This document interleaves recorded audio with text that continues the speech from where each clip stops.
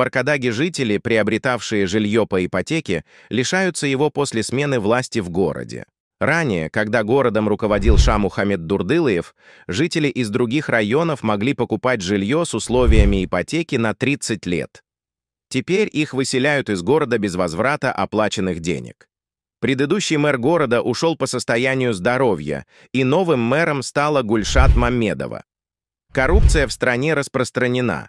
Жители районов давали взятки для приобретения жилья. Перед назначением мэром Гульшат Маммедова занимала высокие должности в правительстве. В апреле жителям одного района предложили ипотеку для переселения в Аркадаг. Однако новое жилье оказалось некачественным.